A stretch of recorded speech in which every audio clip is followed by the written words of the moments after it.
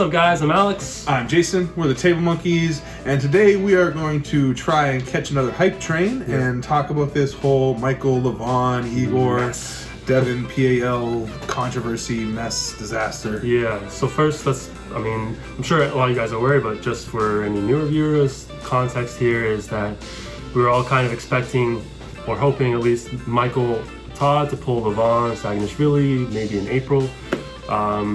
Since nothing else is going on, it was kind of like our one hope for a good match. Yeah, Dubai seems to be the one place where like things are actually able to happen, and there was some potential that maybe a match was going to happen there. And like Alex said, there's no other tournaments going on, so we've got no other idea of like when's top 8 or any of these things. So everybody in the community has been really expecting this match to happen. And basically Igor just completely kiboshed it and put the brakes on that hardcore. Yeah. And said there's no way it's going to happen. But in doing so, he kind of flexed a lot of muscle and made some statements that were maybe not cool, maybe disrespectful, a little disrespectful towards Michael, towards Devin, towards the WAL in general. Yeah. So Devin got a little peeved about it, said some things about it. You can check his video out. It's basically everything he says, I think we fully agree with. Yeah. And we don't want to just be here to regurgitate what everybody else was saying. Ryan Bowen also did a good video on it and made some extremely valid points. Both those guys, I think we agree pretty much 100% with the things that both those guys were saying. Yeah. And I guess the only thing we want to kind of add to the argument, if we have anything to add, is two goofy Canadians up here trying to learn how to arm wrestle, talking to this big bad Russian with all his giant arm wrestlers and huge PAL league and everything. Yeah. I think the main point is this whole idea of the top 8 not really being the top 8 pullers in the world. Yeah. They're all good pullers, there's no question, but in reality, especially the last one, was pretty much just the Levan and Vitaly show, and the other 6 guys were just kind of along for the ride. In reality, since we're going to compare it to WA versus PAL, we were making the point, we don't think, other than Levan and Vitaly, maybe Trubin, right, are the only 3 guys there that could actually compete with the WAL heavyweights. Yeah. The rest of those guys are borderline middleweights, except Kardetcha, but he's too new. Maybe he could do okay, but against Matt Mask or Todd or Cataret or any of those guys, I'm picking those guys 100 times over over Kardetchan. Not only that, but if you look at the tournament matches, almost every single match was 6-0, which is just more proof that these guys are not really contenders for the top 8. It's really only, or top 1 in the top 8. It's really only Vitaly or Levan. Like, we all know that. Yeah. The only contender to beat Levan is really Vitaly, and vice versa.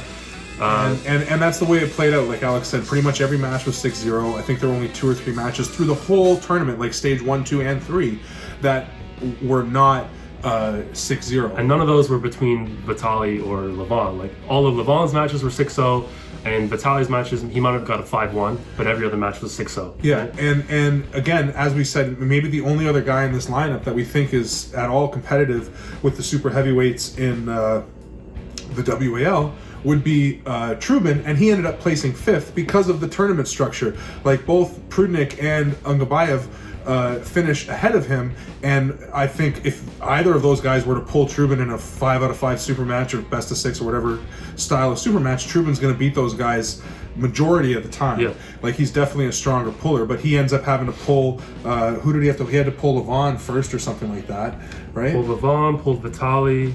Yeah. Is that who he pulled? Levan, Vitaly, and Brezhnev. And he beat Brezhnev 6-0. Yeah. And he lost 6-0 to Levan and then 5-1 to Vitaly, right? Is that how it was? 5-1 6-0. Either way, the point is that you can't call this the top 8 best pullers, and even in the world, when more than half the guys wouldn't be able to compete in the other league that we're talking about, the WAL, which he's calling entertainment. Yeah, shitting all over. I understand maybe he thinks that because the way that they've changed some of the rules in order to make it more viewer friendly, because let's be honest, watching a half-hour super match between like 2 guys in the PAL with all this time in between and the music blaring and then tiny little elbow fouls getting called and the refs like taking this giant hierarchy, like they're the ones controlling everything and we're there to watch people ref and not pull, it's actually not that fun to watch. No. So the fact that the WAL has taken that into consideration and tried to push the sport forward more by making it better to watch, more mainstream, more entertaining. Yeah. If there's a reason it gets way more views than the PAL on YouTube, that's what's going to elevate arm wrestling to the mainstream and get it noticed by more people and strengthen the community and make it grow and generate more cash flow for athletes and federations in the future to come. And that's supposedly Igor's whole point about what he does with the PAL and how he's made this whole, empire and league and attitude or environment around arm wrestling. And the WAL is trying to do the exact same thing, just because it's a Coke and Pepsi situation, and maybe he's just doing it for controversy. Maybe that's why he's saying it. Maybe he's just trying to hype the match up more and get people even more like, we have to see this match, so instead of $10 they're willing to pay $30. Hey, that's possible. And if that's what he's doing, gangster out, bro. OG, whatever. But make the match happen. That's all that matters. Let's talk about the match for a second. So without a doubt, it's kind of the consensus in the community, I think, that Levan is a favorite. No one's really arguing against that. But to call Levan the world champion is questionable. He has never actually dethroned a world champion. Right. The past two world champions before him, Pushkar and Dennis, unfortunately Pushkar died and Dennis is sick, so Levan couldn't pull him, which makes sense. And Levan was there to vacate the spot and claim world championship. And he did run through everybody that he pulled. And like Alex said, it is clear that he would be the favorite. But, and this is the point that Devin made that we're kind of reiterating here, is the idea that Alex made the point, Pushkar and Dennis were the last most recent world champions. The only person to have a win over those two guys in the most, like when they were at the top, is Michael. Yeah. Right? So if there's anybody who has a legitimate chance or legitimate right to pull Levan, it's Michael. But instead, what does Igor do? He pulls Dave Chafee into the mix, which is another example of how this isn't really the top 8 pullers.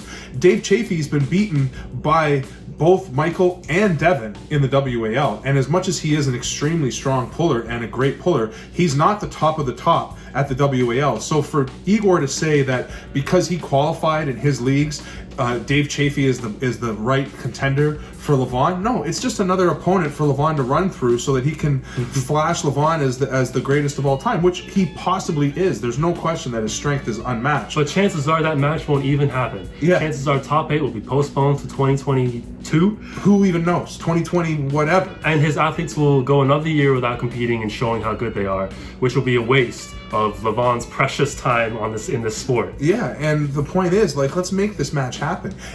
We know that with the lifts that we saw, just to continue to talk about the match a little bit more, the lifts that we saw, it's clear that in the fundamentals of arm wrestling, Levan is freakishly strong. There's no question about that.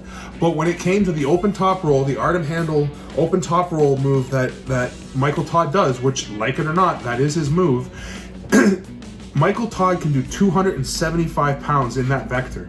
That's freakish. All of Levan's lifts max out right around 200 pounds, which is also fucking freakish as shit. There's no question. But when it came to the Artem handle, I know he was uncomfortable with it. He's not used to it. He maxed out before 200 pounds. That's a huge difference. There isn't one vector that Levan has that is 275 pounds. Yeah. So regardless of the whole, how strong Levan is, we still need to see this match. Exactly. There's no question we need to see this match. Ungabayev got out of Levan's hand. I know he didn't move him off center and it wasn't really a competitive match, but Michael was gonna slip. He was gonna go to straps, and then there's a good chance the match stops. Stop it. Or Michael's arm breaks. Those are pretty much the two options. But either way, everybody wants to see that. And those guys both want to do it. Yeah. You can't tell me that Levan doesn't want to prove he can snap Michael's arm off, and you can't tell me, we all know that Michael is dying to prove that he can crack that wrist back. Yeah. So let us know what you think of what we said here. Leave some feedback in the comments. And I think next, you know what? Let's just start signing a petition. Let's make this happen, guys. Enough people hit Igor with a fucking make it happen, and he's gonna charge everybody $30 and make it happen. So, hey, I'll pay for that. Fuck it. Let's we got to see this match, guys. Like, comment, subscribe. Monkeys out. Peace.